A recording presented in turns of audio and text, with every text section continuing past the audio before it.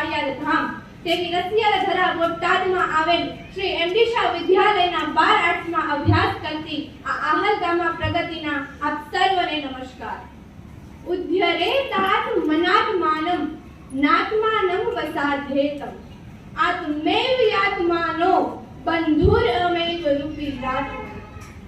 અર્થાત પોતાના વડે પોતાનો સંસાર સાગરથી ઉદ્ધાર કરે અને પોતાને અધોગતિમાં ન રાખે, કારણ કે મનુષ્ય પોતે જ પોતાનો મિત્ર છે અને પોતે જ પોતાનો શત્રુ.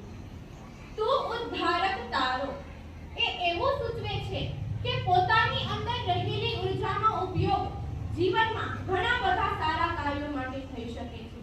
ઈશ્વરે આપણને આ અમૂલ્ય જીવન એ સારા કાર્યો કરવા માટે આપ્યું છે. આપણા હૃદયમાં પ્રવેશીને આપણા અંતરના દ્વાર ખખડાવવા જોઈએ. જાગો, તમારી અંદર અપાર ને અખંડ શક્તિ રહેલી છે. તમારી આ શક્તિને જાણો, પહેચાનો અને ઉઠો, કારણ કે પોતાના વડે જ પોતાનો ઉદ્ધાર થઈ શકે છે અને ત્યારે જ આપણું જીવન સાર્થક ને સફળ થશે. સફળતાની સીડીનું પહેલું પગથિયું હોય તો તે છે આત્મવિશ્વાસ. પ્રબળ આત્મવિશ્વાસ એ મહાન કાર્યોનો જનક છે. આત્મવિશ્વાસ એ મનુષ્યના જીવનની સૌથી મોટામાં મોટી મૂડી છે. આપણા પૂર્વજો સાચું જ કહી ગયા છે કે જે તપે છે એ જ સફળતા મેળવે છે. જ્યારે શ્રદ્ધા અને આત્મવિશ્વાસ સાથે આપણી કારકિર્દીની ધરાનું સિંચન થશે, ત્યારે જ પરિશ્રમનું વૃક્ષ શ્રેષ્ઠ મીઠા ફળ આપશે. મન હોય તો માળવે જવાય. જે મનુષ્ય મનથી નબળો છે તે જીવનમાં કશું જ કરી શકતો નથી. સ્વામી વિવેકાનંદે કહ્યું હતું કે તમે કંઈક વિશેષ છો એ વાતને હૈયે કોતરીને પડકારોનો સામનો કરજો. સફળતા તમારી પાછળ દોડીને આવશે.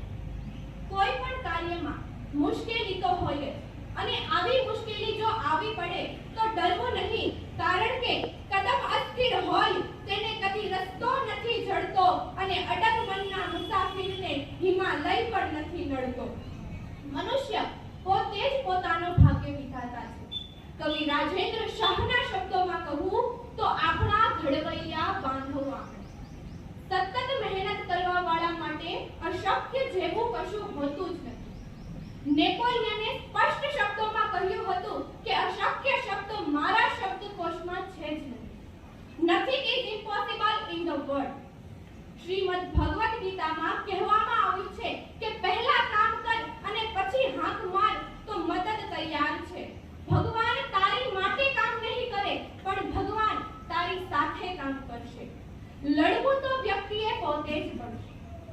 મારા જીવનનો ઉદ્ધાર કરવા માટે મહેનત તો મારે જ કરવી પડશે, કારણ કે કહેવાય છે ને કે પારકી આશા સદા નિરાશ. મારી સાથે દૈવ શક્તિ હશે તો તેનો સદુપયોગ કરી સદમાર્ગે આગળ વધી હું દુનિયાને દેખાડી દઈશ કે મારો ઉદ્ધાર કોણે કર્યો છે.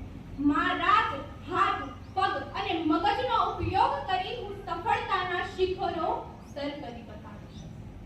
માણસ જો ધારે તો પોતાનો ઉદ્ધાર કરીને મહાનથી મહાત્મા સુધી પહોંચી શકે છે, તેમાં શંકાનો કોઈ સ્થાન નથી.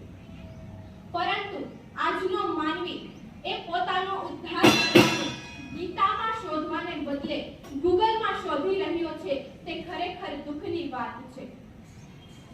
હર માણસ જો ધારે તો પોતાનો ઉદ્ધાર પોતાની રીતે કરી શકે છે. અને શ્રી કૃષ્ણએ કુરુક્ષેત્રના મેદાનમાં અર્જુનને જે કહ્યું હતું તે જ